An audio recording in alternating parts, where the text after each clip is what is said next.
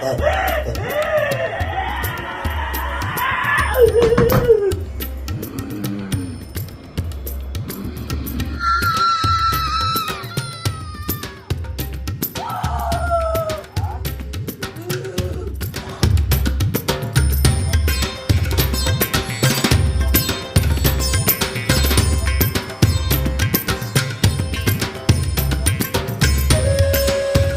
हर महादेव। आज मैं आप लोगों से बात करने वाला हूँ साधक की ऐसी 10 गलतियों के बारे में, जिसे अगर एक साधक अपनी साधना के दौरान या फिर अपने साधना के दिनों के अंदर कर देता है तो साधक की पूरी साधना या फिर पूरी मेहनत का जो फल है वो उस साधक को नहीं मिलता। तो ऐसी कौन सी 10 गलतियां हैं जो हर एक साधक से हो जाती हैं जिसके बारे में वो ध्यान नहीं देता।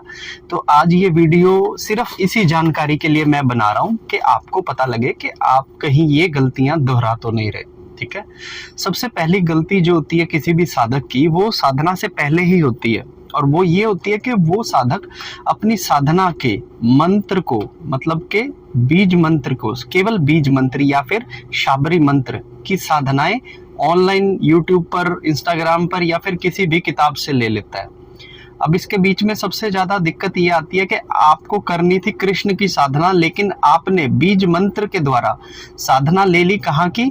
माता काली की। अब क्या हुआ कि आपकी एनर्जी और वो जो देवता है उसकी एनर्जी के बीच में क्लैशेस हुआ, जिसका आपके ऊपर एक बहुत ही गहरा प्रभाव पड़ेगा।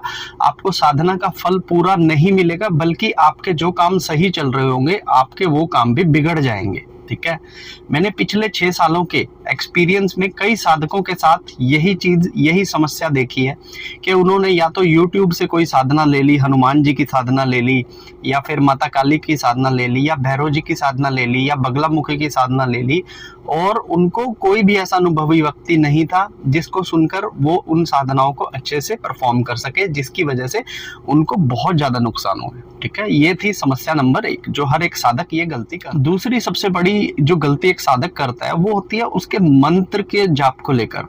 मैंने बहुत सारे ऐसे साधक देखे हैं जो अपने मंत्र जाप का जिक्र अपने कलीग्स के साथ, अपनी सोसाइटी में, अपने फ्रेंड ग्रुप्स के बीच में कर देते हैं कि मैं ये वाले मंत्र का जाप करता हूँ।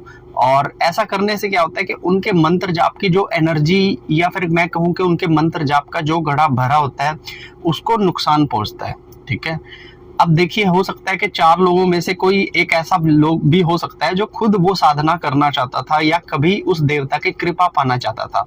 अब आपने उसके सामने अपने मंत्र का जिक्र कर दिया तो तुरंत आपके मंत्र की थोड़ी सी ऊर्जा क्षय हो जाएगी और उसका एक छोटा सा पार्ट जाकर उस व्यक्ति को मिल जाएगा जो उस देवता की साधना करना चाहता था। इससे होगा ये कि आप अगर लोगों के बीच में अपनी साधना के मंत्र का डिस्कशन करोगे तो आपके मंत्र की ऊर्जा पूर्ण तरीके से कभी बन ही नहीं पाएगी।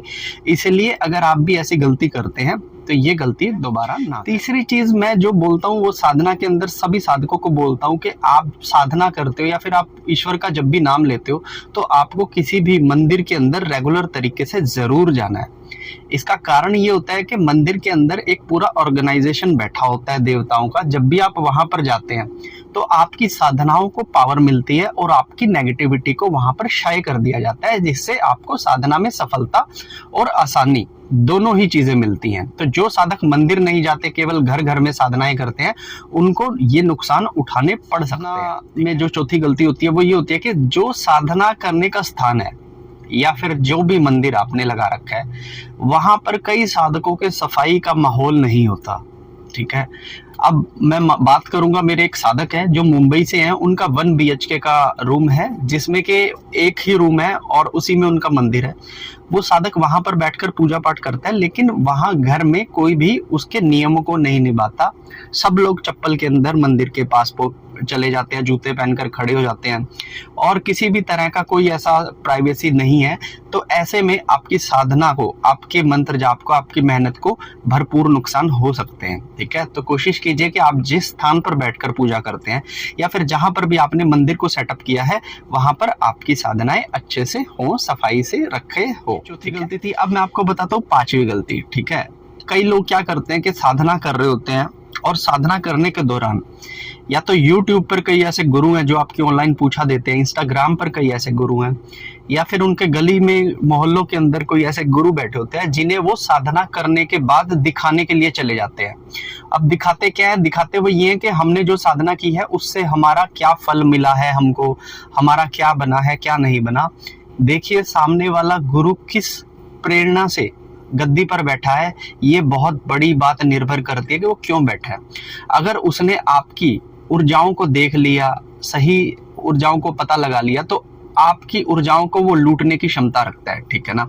तो कोशिश कीजिए कि जब भी आप ऐसे गुरु के पास जाएं तो साधना के दौरान या साधना के बाद उस साधना का जिक्र उस गुरु से ना करें, ठीक है, कि हमने कोई साधना की थी, गुरुजी ऐसा है वैसा है, इन सब के बारे में, ठीक है।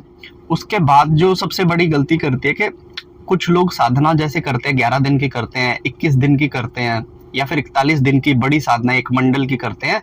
तो ऐसी साधनाओं को करने के बाद आप किसी को भी भोजन नहीं करवाते या फिर कुछ भी दान नहीं देते, ठीक है।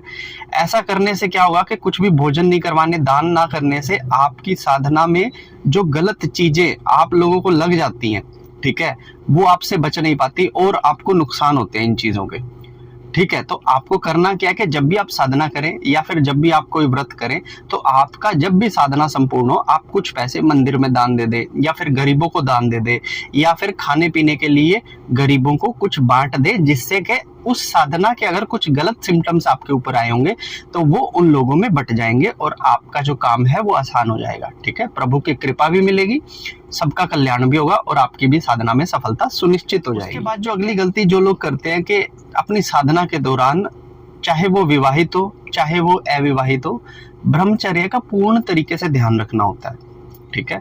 आप साधना कर रहे हैं लेकिन आप अपने वासनाओं पर कंट्रोल नहीं कर पा रहे हैं, तो ऐसे में अगर आप साधना करते हैं तो आपको फायदा मिलने की बजाय नुकसान होना शुरू हो जाता है। तो कोशिश कीजिए कि जब भी आप साधनाएं करें, आप अपने ब्रह्मचर्य का प्रण सबसे पहले लें और अपने प्रण पर खरे उतरें। अगर आप अपने प्रण से टूटते हैं, देखिए खुद बे खुद कोई चीज हो जाती है तो उसका नुकसान नहीं है, लेकिन आप अपने प्रण से टूटकर ब्रह्मचर्य को खंडित करते हैं तो वो देवता आपसे नाराज हो जाता है। जहां वो 2 से 3 साधनाओं में प्रसन्न होने वाला था, अब वो आपसे 10 साधनाओं में भी प्रसन्न नहीं होगा। तो इस चीज को क्लियर कट आप लोग समझ जाइए कि ये गलती आप ना कीजिए। उसके बाद 8वां जो मैं आपको बताता हूँ कि जो लोग साधनाएं करते हैं ना, शिव की साधना कर रहे हैं, कृष्ण की कर रहे हैं, भैरव जी की कर रहे हैं, ऐसे साधकों को कभी भी किसी बाबा को अपने घर नहीं बुलाना चाहिए।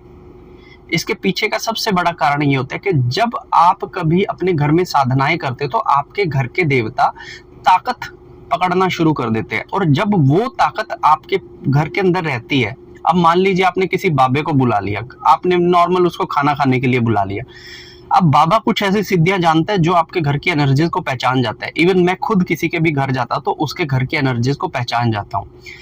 अगर उसकी मंशा खराब हुई तो वो आपकी सिद्धियों को उठा लेगा, आपके देवता के मंदिर आपसे चुरा लेगा और आपको आभास तक नहीं होगा। भविष्य में जब आप कोई साधना करेंगे तो आपको उसके फल नहीं मिलेंगे, तब आप हैरान हो जाएंगे कि मैं इतनी पूजा पाठ कर रहा हूँ, मुझे इनके फल क्यों नहीं निकला। तो मैं आपसे यही विनती करता हूँ कि जितने भी बाबा लोग जो आपके घर आते हैं या फिर जो भी आपके घर पे उस समय पर आते हैं, आप उनको बाहर ही खाना दे दीजिए या फिर अपने घर के बिल्कुल अंदर तक ना लेकर आइए, ठीक है। इससे आपकी ही सेफ्टी सुनिश्चित। 9वीं जो गलती सबसे ज्यादा लोग करते हैं वो होते हैं अपने एक्सपीरियंस को शेयर कर देना। साधक लोग साधनाएं करते हैं लेकिन उनको जो अनुभव होते हैं वो दूसरों के साथ शेयर कर देते हैं। ऐसा करने से यूनिवर्स आपको जो दिखाना चाह रहा था, आपने वो दूसरों के साथ बांटना शुरू कर दिया, और जब आप उन चीजों को दूसरों के साथ बांटना शुरू कर देते हो तो यूनिवर्स उन चीजों को वापस लेना शुरू कर देता है। तो इसलिए कोशिश कीजिए कि जब भी आप साधनाएं करें, आप अपने अनुभव को किसी से भी शेयर ना। 10वीं जो सबसे बड़ी गलती जो मैं आप लोगों को बता रहा हूं वो ये है कि अपनी कुछ लोग साधनाएं करते ही सिर्फ इसलिए क्योंकि उन्हें सिर्फ एक शक्ति को पाना है। मुझे सिर्फ दिव्य दृष्टि खोलनी है, मुझे सबसे पूछा ले सकूं, मुझे ऐसी ताकत को लेकर आना है, मैं किसी भूत प्रेत को मारने का लगा सकूं, झाड़े लगा सकूं। इस तरह की जो लोग शक्तियों के लिए साधना करते हैं ना, और उनकी शुरुआत अगर नहीं है सही से, तो उन लोगों को शक्तियां कभी नहीं मिलेगी। शक्तियां, रावण की भी शक्तियों के लिए तपस्या करता था, सभी देवता राक्षस शक्तियों के लिए तपस्याएं करते थे, लेकिन उनकी जो प्रथम साधनाएं होती थी वो भक्ति के लिए होती थी। तो पहले आप भक्ति पर खरे उतरिए, उसके बाद आप शक्तियां पाने के हकदार बनेंगे। जो लोग सिर्फ शक्तियां पाने के लिए साधना जीवन में उतरे हैं, आप देखेंगे कि उनको सफलता कभी मिल ही नहीं पाएगी। ठीक है, वो थोड़ा सा उठेंगे, लेकिन जो भक्ति से साधना क्षेत्र के अंदर आए हैं उनकी गति इस तरीके से होती है जैसे मान लीजिए कि भगवान ने कुछ स्पेशल ही उन लोगों को देकर रखा है। ठीक है, तो आप केवल शक्तियों के लिए पूजा ना करें, आप शक्तियों से काम लेने के लिए पूजा ना करें। ठीक है, आप ईश्वर की प्रेम के लिए पूजा करें, ईश्वर को पाने के लिए पूजा करें, ईश्वर तक जाने के लिए पूजा करें। उसके बाद शक्तियां आपके पैरों में पड़ी हुई मिलेंगी। ठीक है, तो ये आज मैंने आप लोगों को बताई 10 ऐसी गलतियां जो हर एक साधक कभी ना कभी करता है अपने जीवन में, अपने साधना काल के दौरान, और इसका नुकसान ये होता है कि साधक को कभी भी फायदा साधनाओं से नहीं मिल पाता।